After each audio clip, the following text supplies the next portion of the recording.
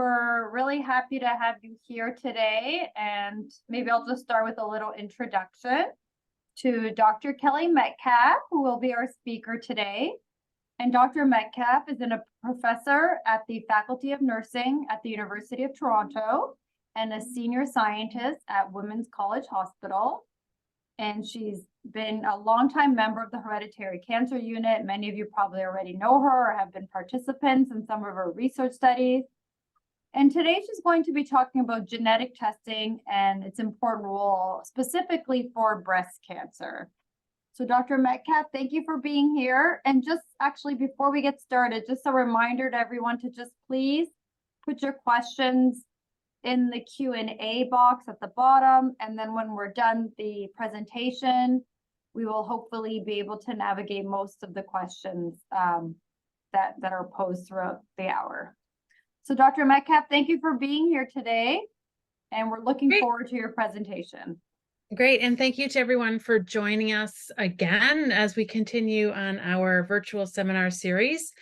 So today I'm going to present some of our latest data on the importance of genetic which really supports the idea of the importance of genetic testing for women with breast cancer. And I want to just first start by reminding everyone, and I'm sure that you have seen this graph before, but it really reminds us of the high lifetime risk of developing breast cancer for women with a BRCA1 or a BRCA2 mutation. And as you can see in the graph, the blue line is for BRCA1, the yellow line is for BRCA2. And along the bottom, it shows the age of the woman. And then along the top here, it's looking at the breast cancer risk. So you can see for BRCA1 and BRCA2, really the risk of developing breast cancer really starts to rise at about the age of 25 or 30, where we see it going up significantly, especially for women with a BRCA1 mutation. And then by the age of 80, there's about a 70% risk of developing breast cancer by that age. So we know in our clinics that women with BRCA1 or BRCA2 mutations may go on to develop breast cancer. We have very good screening that may reduce the chance of death from breast cancer, but these women will still get breast cancer. And there's also the other group of women who will develop breast cancer who never have had genetic testing in the past. So we're going to talk a little bit about that as well. So not only do these women have a risk of developing a first breast cancer, like I just showed you in that previous graph, they also have a high risk of developing a new breast cancer in the same breast. So at 15 years, about a 16% risk. So that's about 1% per year after an initial diagnosis of breast cancer. And you can see with contralateral breast cancer, so this is a breast cancer in the opposite breast, at 15 years, women with a BRCA1 or BRCA2 mutation have over a 30% risk of developing a new breast cancer in the opposite breast. So that's about 2% per year. And when we think about how young often these women are being diagnosed with breast cancer, we expect them to have a long life trajectory after that diagnosis and treatment of breast cancer. So we need to be thinking not only about that first breast cancer, but the chance of a second breast cancer happening, because it's quite high for women with a BRCA1 or BRCA2 mutation. And this is different than women who don't have a BRCA1 or BRCA2 mutation. So that really has raised the question about whether women who have a BRCA1 or BRCA2 mutation should receive the same treatment for their breast cancer as women who don't have a mutation. So that's what we call sporadic breast cancer. And this has really been a focus of our research at Women's College, where we've been trying to understand more about these breast cancers and how to best treat them so we can maximize the chance that a woman will survive her breast cancer. So, like you all may know, there are various treatments for breast cancer, and it isn't just a one size fits all. often women will have a very personalized treatment plan based on some of the characteristics of the tumor, as well as some of the characteristics of the woman herself. So her age, things like that. But typically the treatments can include surgery, chemotherapy, other adjuvant therapies that a woman may have, like hormonal therapies, and also the removal of the ovaries, which is called oophorectomy. So let's first look at surgery. So most women with breast cancer are treated with some type of surgery, either a lumpectomy, where this is the breast conserving surgery where just the tumor is removed and some of the surrounding tissue, or she can have a unilateral mastectomy where the breast is removed that the tumor is in, or she can have a bilateral mastectomy. And this is the removal of both breasts. So removing the breast with the tumor in it, as well as removing the opposite breast where typically there isn't any breast cancer, although some women may present with bilateral breast cancer, so where a tumor is found in both breasts. And so that may include women who have a bilateral mastectomy. But what's important to know, and we've known for years and years and years now, that there is no difference in survival for women with sporadic breast cancer or those in the general population who don't have a BRCA1 or BRCA2 mutation. But remember, we know that these cancers are a little bit different than what a woman without a mutation would have. And we know they're at higher risk of developing a new breast cancer. So we need to think about that.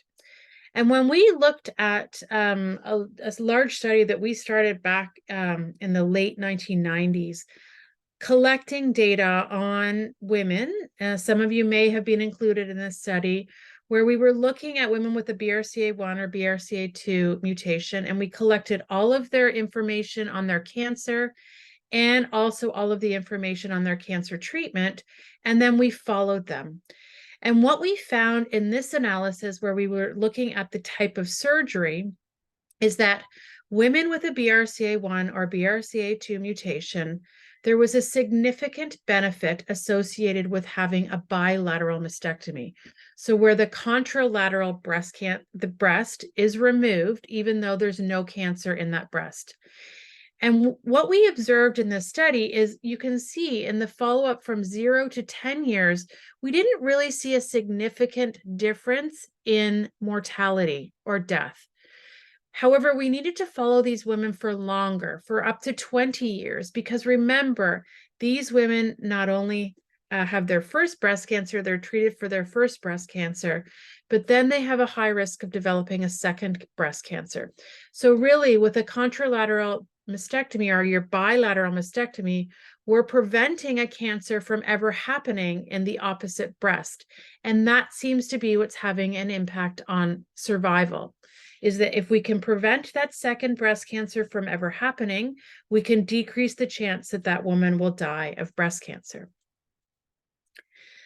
So again, this graph just shows you, we're starting here at 10 years after a diagnosis of breast cancer. We're following her from 10 years all the way to 20 years after her initial diagnosis of breast cancer.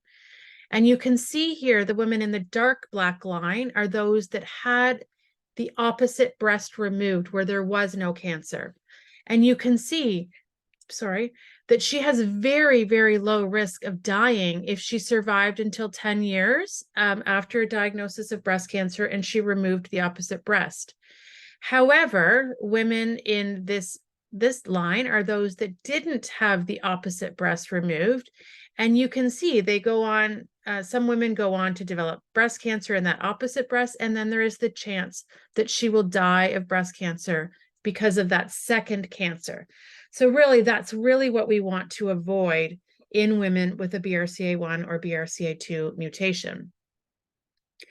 So what we found in this study, that the type of surgery that a woman decides on will or could have an impact on her chance of survival. And what we really saw was that women who developed a second breast cancer, her risk of dying of breast cancer increased by 2. So she's twice as likely to die of breast cancer as a woman who didn't have that second breast removed, that opposite breast.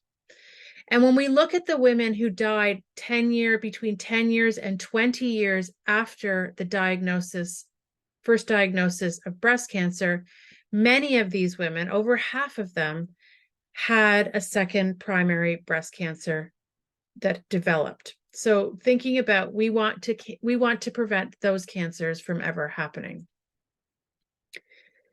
The other type of surgery, and thinking about women with a BRCA1 or BRCA2 mutation, is looking at removal of the fallopian tubes and the ovaries.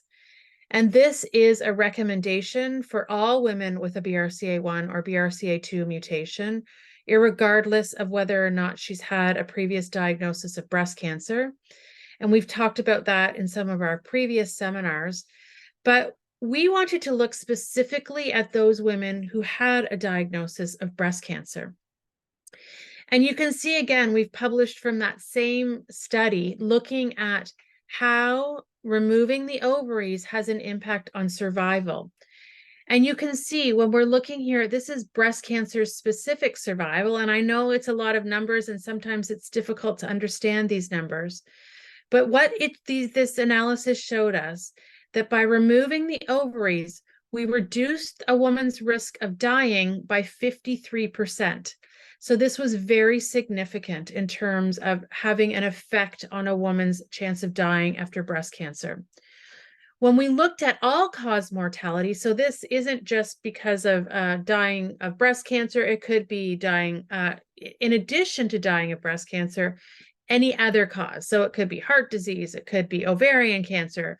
And again, we saw about a 60% reduction in all-cause mortality associated with having your ovaries removed after a diagnosis of breast cancer. So this is another study that's specifically looking at BRCA1 as opposed to combining the BRCA1 and BRCA2. And you can see here that if we just look down at this line, which is the important piece of information, again, this study replicated what we had previously observed, that removing the ovaries offers a significant reduction in dying of all causes, as well as dying of breast cancer in women who have had a previous diagnosis of breast cancer and a BRCA1 mutation. Again, here looking specifically just at BRCA2, and you can see the difference. These are the women that had their ovaries removed. These are the women who didn't have their ovaries removed after a diagnosis of breast cancer. And you can see these women, when we're looking at survival here on this axis, you can see these women had a very high survival rate at 10 years, as opposed to women who didn't have their ovaries removed after a diagnosis of breast cancer, where we see her survival is much less. So I think a lot of that data, and we have more data that's coming out. Dr. Narod is conducting a very large study in BRCA1 mutation carriers after breast cancer. And what we're seeing in those initial analyses of the data is that oophorectomy is probably our best way to prevent death after breast cancer in women with a BRCA1 mutation. So something to consider: if you've had a diagnosis of breast cancer, you still have your ovaries, you should be meeting either with your genetic counselor, Dr. Narod, or one of your healthcare providers to discuss removal of the ovaries and fallopian tubes to help not only in the prevention of your risk of ovarian cancer, but also helping with the treatment of your breast cancer. What about chemotherapy? Many women with breast cancer do get chemotherapy. There are some who do not.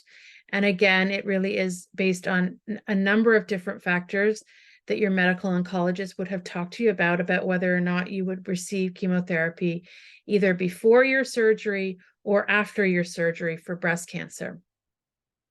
So this was a study we did a number of years ago looking at women with a BRCA1 mutation. And these are women with only stage 1 breast cancer. So very high chance of survival after stage 1 breast cancer. And you can see here that if we looked at women without a BRCA1 mutation, you can see there was really no benefit from chemotherapy. So the dark line is women who received chemotherapy. The light line is women who didn't receive chemotherapy, and they pretty much overlap, which shows us that there is no real benefit in terms of survival for the women that we included in this analysis who did not have a BRCA1 mutation and had stage 1, so very early breast cancer. However, you can see in this other graph here, this is women with a BRCA1 mutation. And these women all had stage 1 breast cancer. And what you can see is the dark line is women who received chemotherapy. The light line is women who didn't receive chemotherapy. And you can see the difference just by looking at that there is a difference in survival at 15 years after a diagnosis of breast cancer.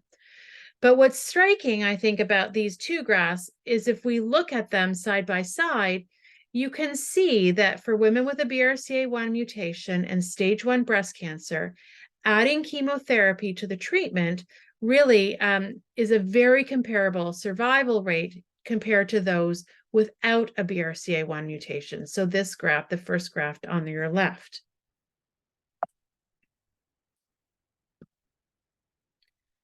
What about some other treatments that we have? This is a study that came out fairly recently in the last few years, and it's really changed clinical practice for women with a BRCA1 or BRCA2 breast cancer. And this is a drug called olaparib. It's a PARP inhibitor. We've had Dr. Eisen talk about this in our previous seminar series. So if you're interested, please go back and find that on the website, that seminar. But what this study showed, and it was a very highly controlled, randomized control trial, and they chose women with BRCA1 and BRCA2 breast cancer. They also had to meet other criteria that they were at a very high risk of having a relapse or a recurrence. So it isn't all women with BRCA1 and BRCA2 mutations in breast cancer, but high chance of recurrence. And what they saw, again, it wasn't a long follow-up, just over 3 years. But what you can see here is the difference in survival in women who received the olaparib. So that's the yellow line at 3 years, a 92% survival, compared to women who received the placebo, where we saw more deaths in these women with these high-risk breast cancers in women with BRCA1 and BRCA2. So as a result of this, we're now seeing olaparib used in clinical practice for women who meet the criteria for this additional treatment after their breast cancer. So I've shared some data with you today that we can, with knowledge about whether or not a woman has a BRCA1 or BRCA2 mutation, treatment decisions can be made in order to maximize the chance that that woman will survive after her diagnosis of breast cancer. And that's really our goal, is to maximize that chance that she will survive, because often these cancers are being diagnosed at a very early stage. So there are many questions then to consider. If we know it's beneficial that women at the time of breast cancer know if they have a BRCA1 or BRCA2 mutation, should we be testing all women with breast cancer at the time of breast cancer, or should we just be testing selected women like we're currently doing across Canada? There are very strict criteria on who is eligible for genetic testing and who is not, based on your family history, based on your age of diagnosis, based on your ethnicity, based on some of the characteristics of the cancer. So if we were to do this, if we were to open up access to genetic testing, how can we do that? Or what are some of the new ways we might think about doing that to ensure that women can have this genetic information if they wish to know it? So a few years ago, the American Society of Breast Surgeons came out with consensus guidelines, and they suggested that all women with breast cancer should have access to genetic testing if they wished to know. This is really based on what we've learned over the last 20 years about these breast cancers, about the importance of knowing if you have a BRCA1 or BRCA2 mutation because of the implications for treatments and whether or not to choose one treatment over another. So there was, opposing views to this guideline, and other organizations came out and said, no, we can't do that. We need to be thinking about the highest risk patients. But at Women's College, I think we're really trying to think about how can we increase access so that women can have access to genetic testing if they wish to know. This is a study that was done with some of our collaborators in the US, where they actually looked at women, and it was really every woman who walked in the door with breast cancer. So they didn't meet criteria like many of you may have had to meet in order to have genetic testing. So this was any woman with breast cancer who walked in the door, almost 500 women. And what they found when they tested those women was that 10% of these women had a mutation in a gene that was related to breast cancer. So this is important information. If we think that 10% of women have mutations that may be important when making treatment decisions, does this not suggest that maybe we need to open up genetic testing to those women who want to know if they have a mutation? So I just want to bring you back and thinking again about what we've talked about in terms of some of the important treatment factors that may have an impact on survival in these women, and realizing that most women at the time of breast cancer diagnosis don't know if they have a BRCA1 or BRCA2 mutation. They don't have the knowledge about how to inform their treatment decision-making because they haven't had genetic testing, or perhaps they haven't qualified for genetic testing. So we recognize that there is a limitation to access for genetic testing. We know in Ontario, in the other provinces, there are strict testing criteria. Ontario has probably one of the least strict criteria in all of the provinces across the country. Other provinces have not followed some of our current criteria that we're using. We also know that access to genetic testing is sometimes difficult at the time of breast cancer diagnosis because of wait times in genetics clinics. We know that we have been relying on very similar models that we've been using since the introduction of genetic testing back in the mid-1990s.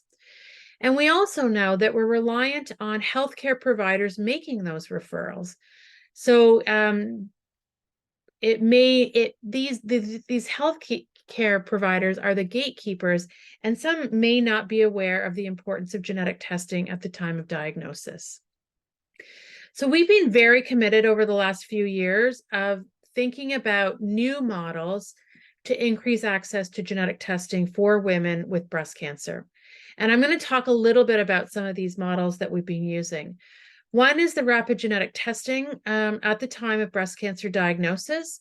We've had two phases of this study. And in the first, we offered a very traditional genetic counseling program. Women came into the hospital, they met with a genetic counselor, they gave a blood sample, and then they got their results very quickly. Again, that type of model, though, is creating barriers to accessing genetic testing. It relies on you being able to come to the hospital, being referred into the hospital, giving a blood sample, etc. So we changed the study, and we're doing a phase 2 where it's direct rapid genetic testing. A woman doesn't have to come to the hospital. We send her a saliva kit. She spits at home. She sends it back, and she gets results very quickly. And I'm going to talk to you a little bit about that. The other option is population genetic testing, which we're also doing at Women's College, and I'm going to talk to you a little bit more about that as well. So this was the first phase of the rapid genetic testing study that I talked to you a little bit about.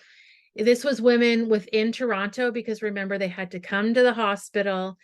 But what we saw is that genetic information, if we could offer it, women use that information to make treatment decisions.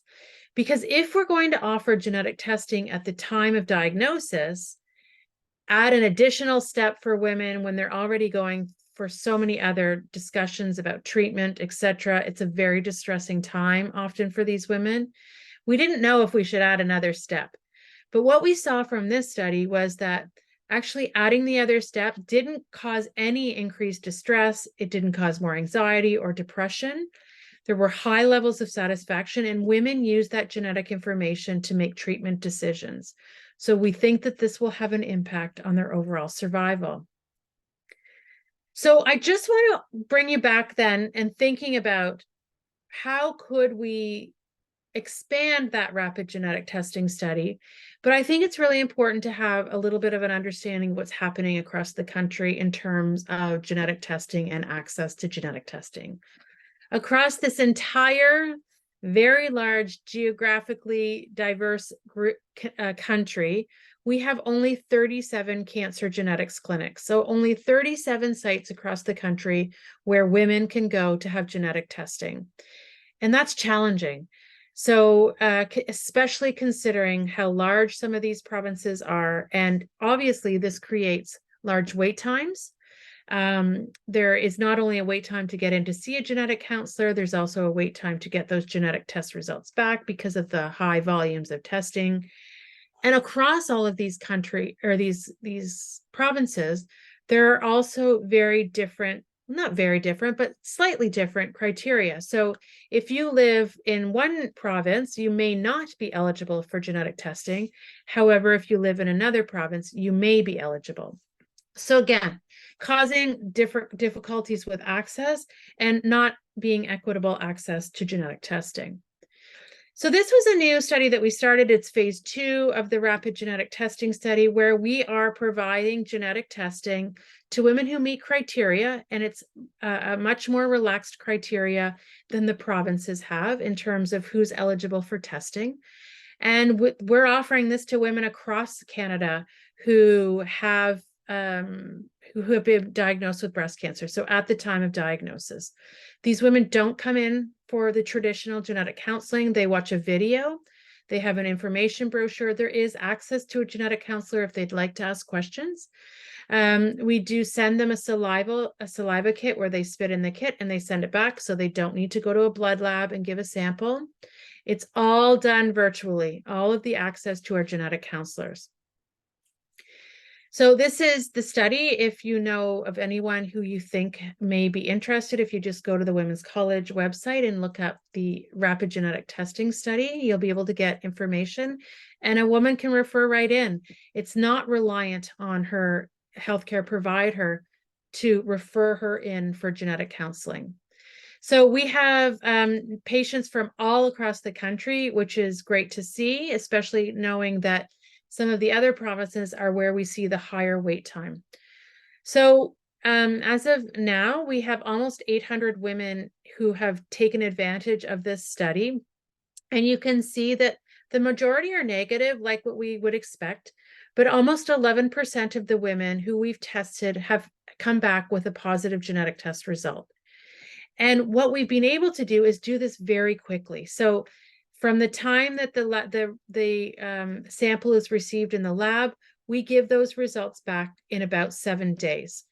And women have been very satisfied with this whole procedure, which is very different than the way we used to offer genetic counseling and testing.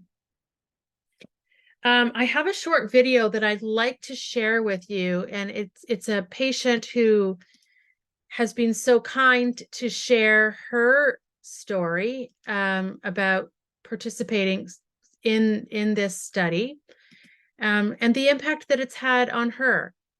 So let me try to find it. And if I can't find it now, I will come back to it. I did try it, but you know what? I might come back to it. So let's just go back. And I'm sorry about that. I don't know why.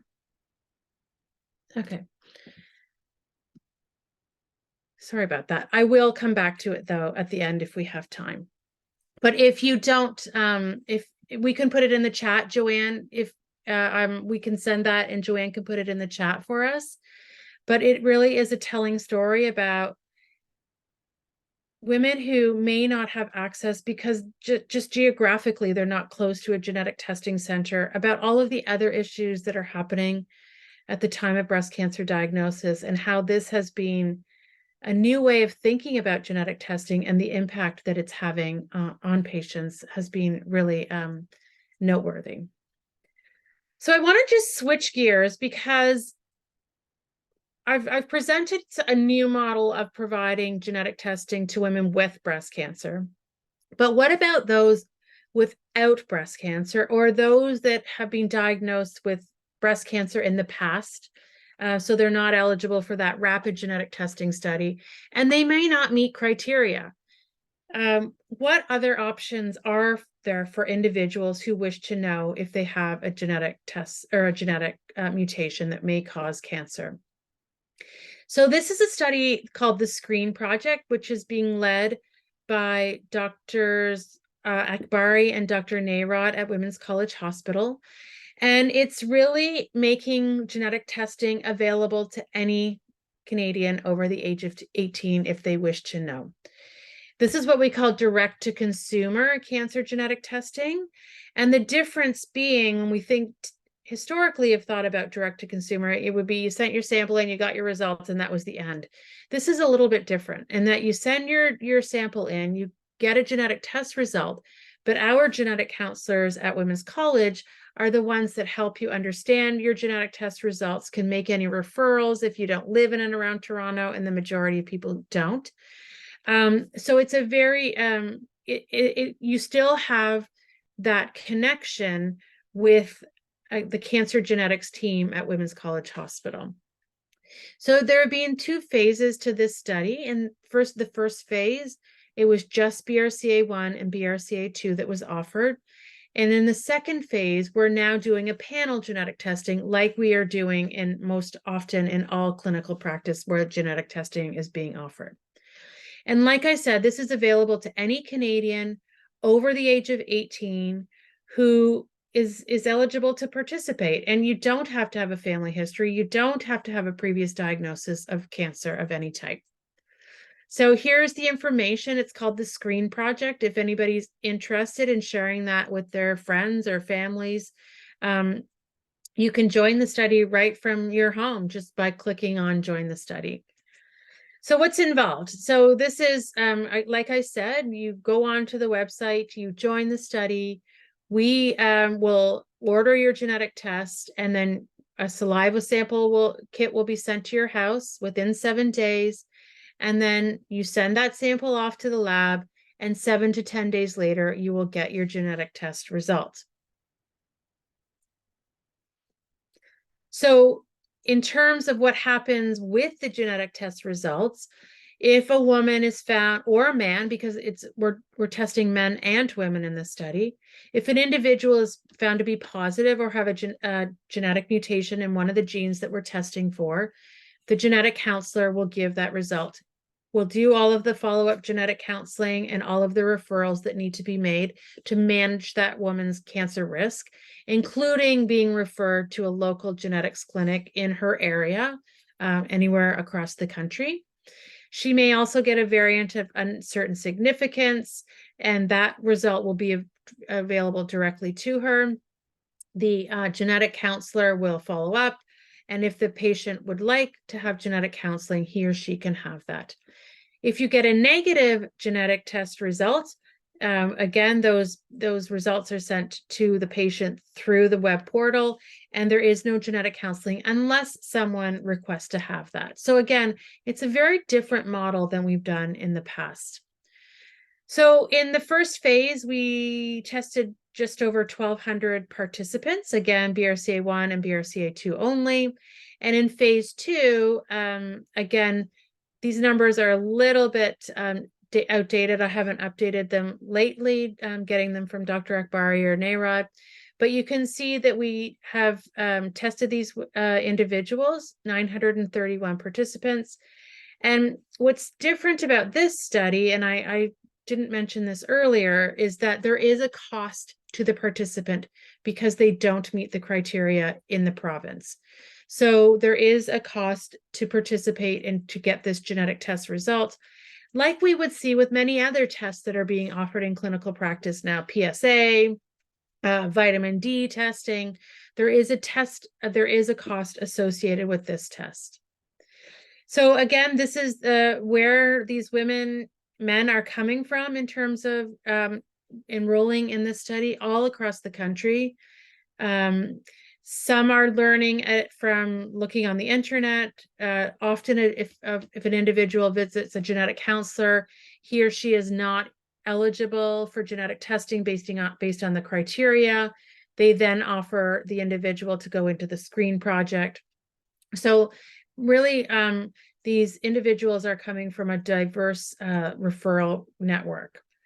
You can see, and probably not unexpected, that the great majority of the participants were female, only 6% male.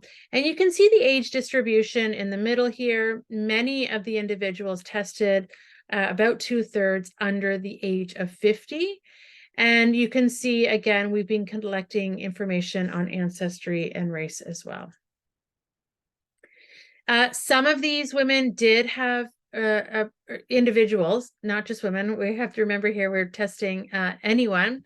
20% of individuals did have a previous diagnosis of cancer, the great majority being breast cancer, and the great majority reported that they had some family history of cancer, but maybe didn't have enough of a family history of cancer to qualify for genetic testing.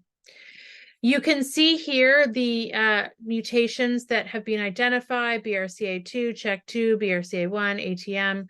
Again, all important when we're thinking about the cancer risks associated with mutations in some of these genes. I think what's interesting to know, and I think a little bit unexpected, is how many individuals we found a genetic mutation in. So 10%, which is high. Again, suggesting, should population genetic testing be made available to all Canadians if 10%, like we're finding in this study, have a genetic mutation in one of these cancer predisposition genes.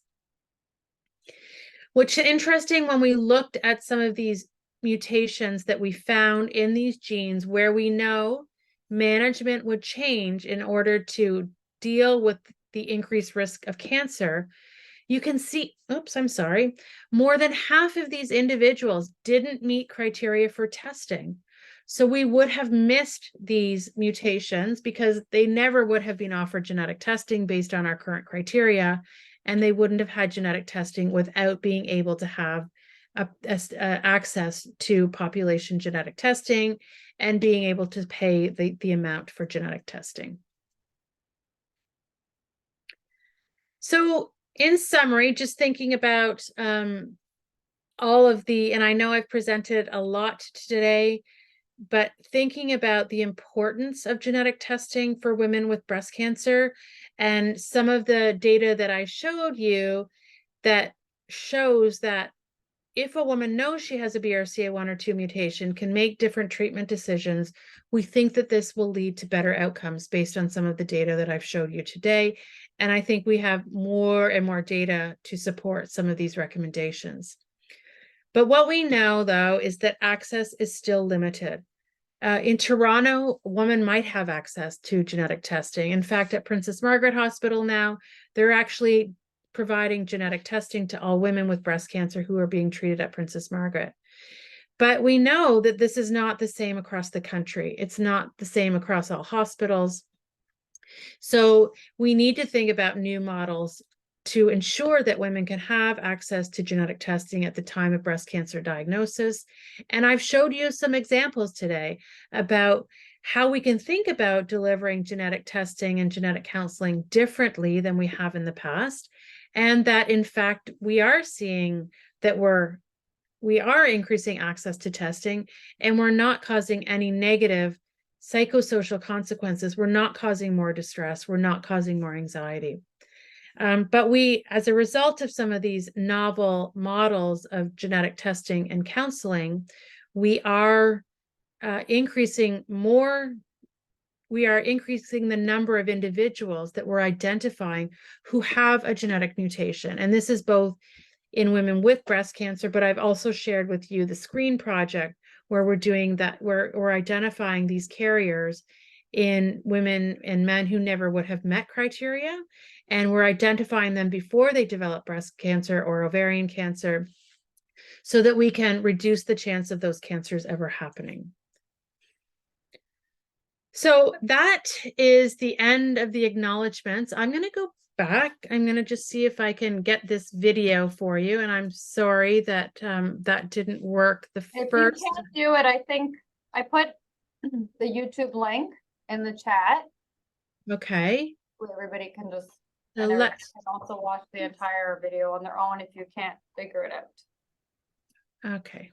Let me just try one time here because I do see it. Oh, here we go. Can you see that, Joanne? Yes. It's Okay, clear. here we go. Let's try this.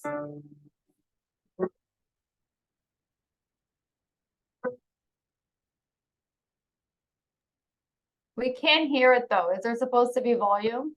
Yeah. Yes, there's supposed to be volume. Okay, I'm going to stop sharing. And Joanne, it's in the chat. Yes, it's there. So I would encourage you to visit the YouTube link and appreciate the generosity of Stacy in sharing her story, and it really highlights why we're doing what we're doing at Women's College and why we are trying to increase access for genetic testing for women with breast cancer, as well as for the general population. So I think I will end there and I will take questions if Okay, anybody so has. thank you, Dr. Metcalfe. A lot of exciting work and a lot more work for us to continue to do. And so I'm going to go to the Q&A box, and there's a few similar questions that are asked about having a genetic mutation, having more than one mutation, and whether someone who knows they have a BRCA mutation should go back and get retesting. So that's kind of quite a few questions. So why don't you just talk about perhaps inheriting a germline mutation and what that means, and if you should consider retesting or looking for other genes. Right.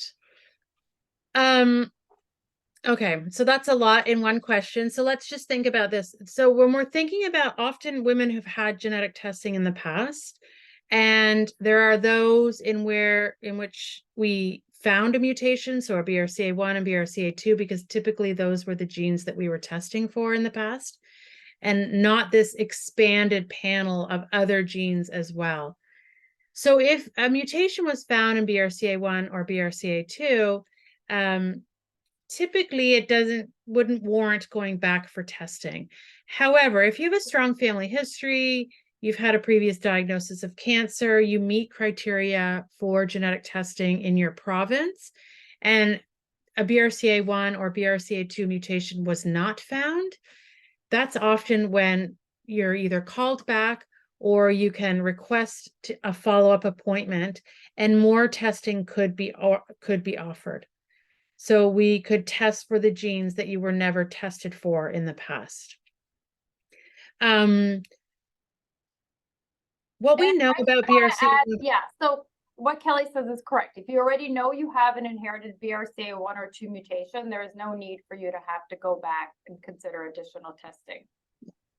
But if you had testing a long time ago, like Dr. Metcalfe said, and there was no mutation found, or perhaps a variant of unknown significance was found, it's okay, and it makes sense to recontact your genetic counselor and see if you're eligible for the more elaborate testing. And most people have had a genetic counselor in the past. They've gone to a cancer genetics clinic. There is that connection with your counselor. I would encourage you to reach out to your counselor if you have any of these types of questions. Should I have more testing? Should my family have more testing? So reach out to your counselor, because members of your family may be eligible for more testing, etc. So keep those connections with your counselor. They're very knowledgeable in the area of cancer genetics. What we're learning is changing year by year. What we know, we're learning so much. many of you will be participating in our research studies. And because of those research studies, we're generating new evidence, and that evidence is informing clinical practice. So clinical practice may have changed since you had your genetic test, but it's worth getting back in touch with your counselor and just having a discussion about if there are any different guidelines, recommendations, etc. So please reach out. Okay, thank you. Yes. So what about timing of oophorectomy, I guess? So there's one question about someone who has been diagnosed with breast cancer very early, so in the late 20s in this case. So someone, for example, perhaps that hasn't had children yet or is still considering fertility or having a child. So what age should be undergoing her oophorectomy?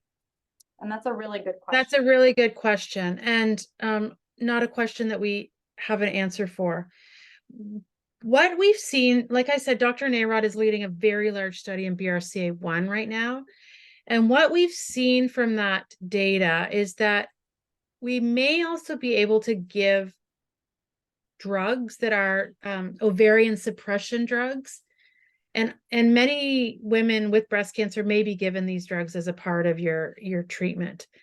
But there may be that beneficial effect, because having a oophorectomy at the age of 25 is really, really young.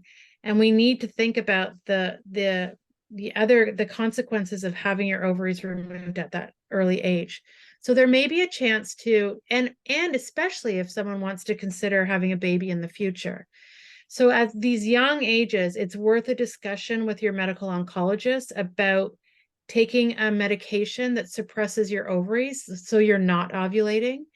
It's ovarian suppression is what it's called. So you might want to have a discussion. Again, like I said, there isn't a one size fits all. There are so many things to consider with a woman's diagnosis, how she's what other treatment she's having, her age, her desire to have children in the future. So many different factors that come into the discussion about what's appropriate for an individual patient, as opposed to thinking of all BRCA1 breast cancers. So a very good question, though, and I don't think there's one. It's a good question. Oh, sorry, not to interrupt. But also, once a woman has considered any fertility issues or having children, it's very important in this woman return to have her ovaries removed, like Dr. Metcalfe mentioned, not only for the prevention of your ovarian and fallopian tube cancer risks, but also to improve outcomes following a breast cancer diagnosis. Yes. So very important component of care.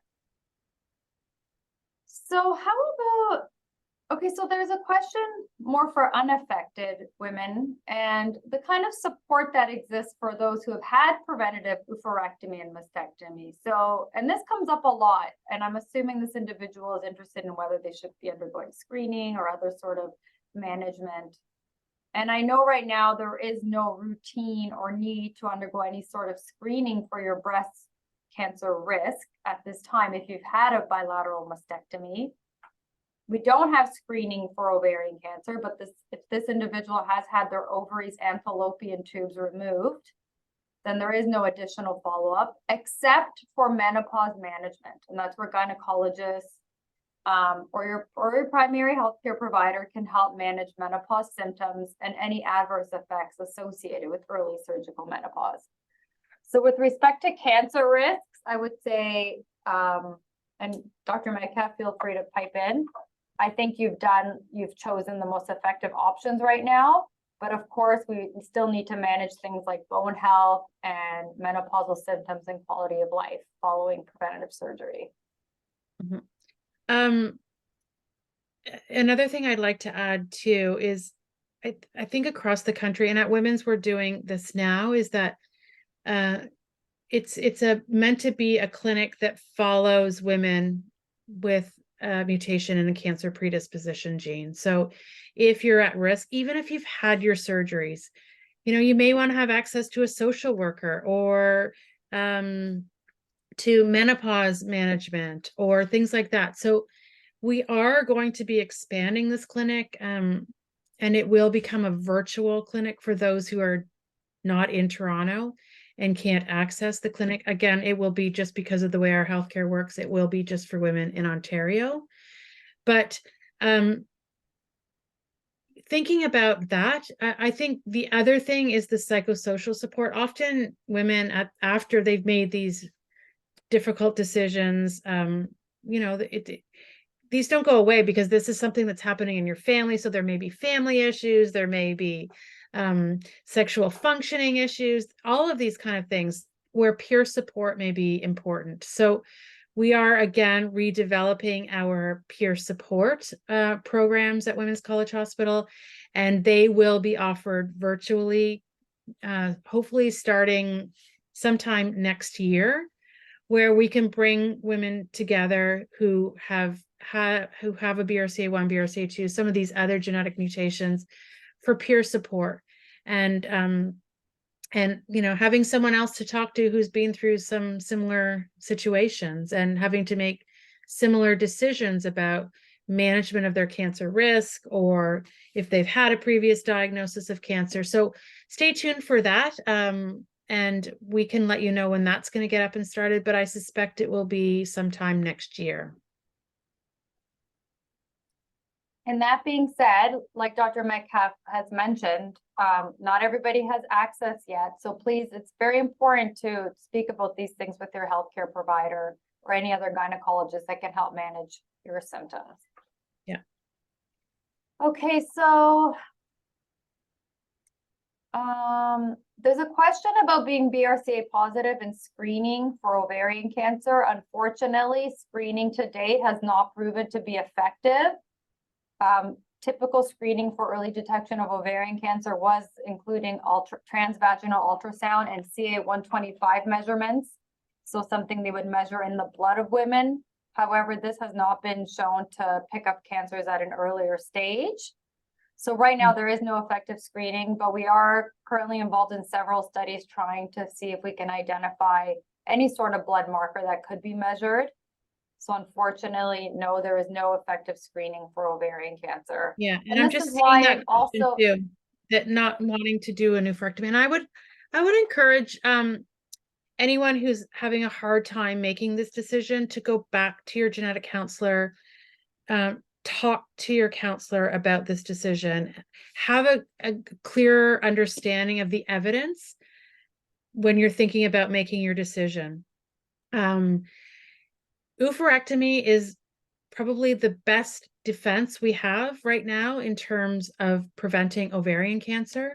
What we know about ovarian cancers is that they are diagnosed at a later stage, where survival is not as good as what we would see with breast cancer.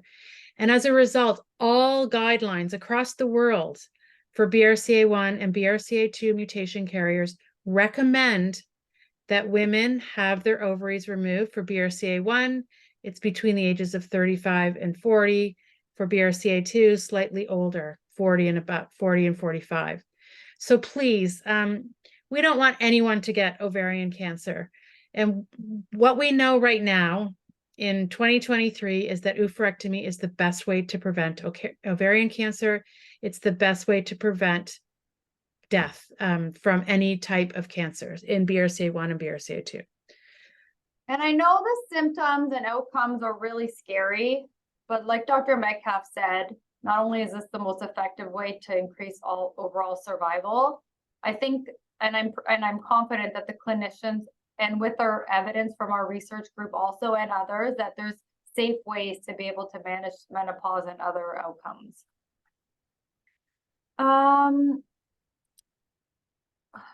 So there's a lot of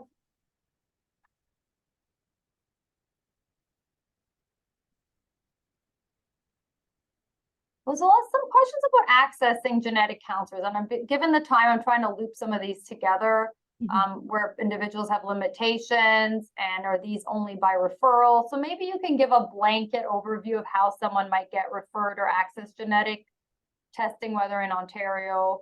Sure. And also not to forget our screen study, which is open to everyone without a referral. Yeah.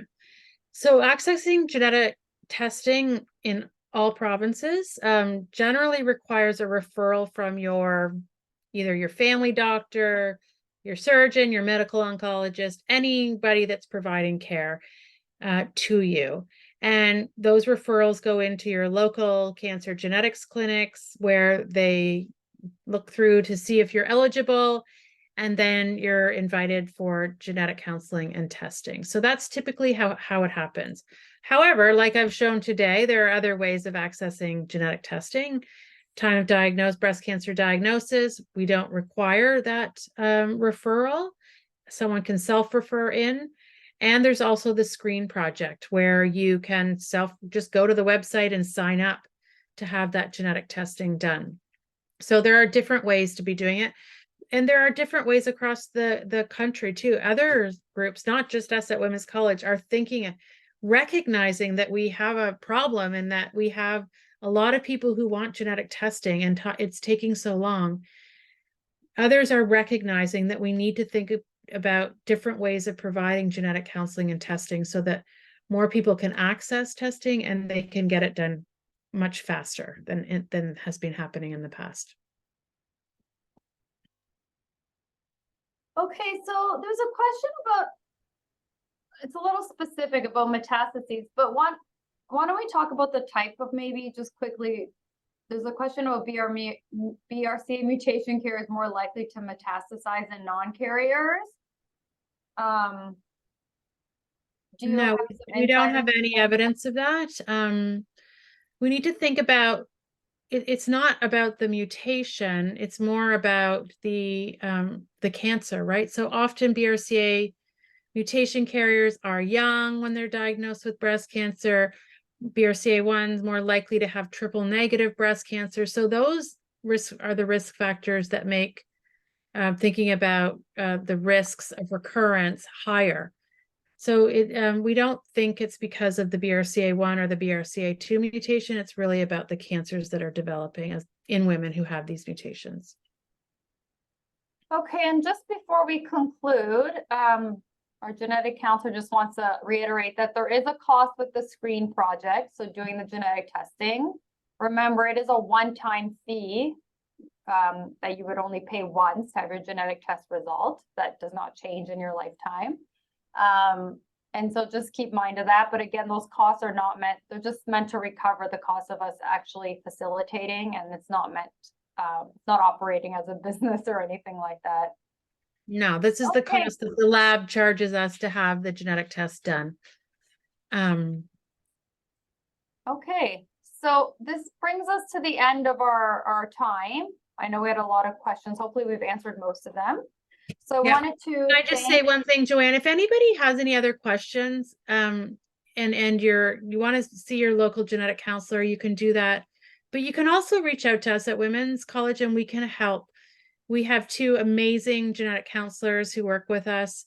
And we can help facilitate some of those questions that you may have, or linking you to someone in your local area to talk about these questions. Because we don't want you to have genetic testing and be sent away and have to be thinking about all of these things on your own. So we are here to help you think about some of these questions and make some decisions. And talking about our amazing genetic counselors, Aletta Pohl, who many of you may already know, will be our next presenter at the next seminar. And I know we talk a lot about BRCA1 and BRCA2, but she's also going to introduce something that our entire team and several of those involved in genetics are interested in, is especially these other genes that are also known to predispose to breast and or ovarian cancer and other cancers. So stay tuned. That's our next seminar on Friday, October 27th, and you can sign up on the typical Eventbrite that we were using for all our seminar series. So on behalf of our team, thank you for everyone who joined today. Have a wonderful weekend, and we look forward to seeing you in a month. So thank you, Dr. Metcalfe, for your time.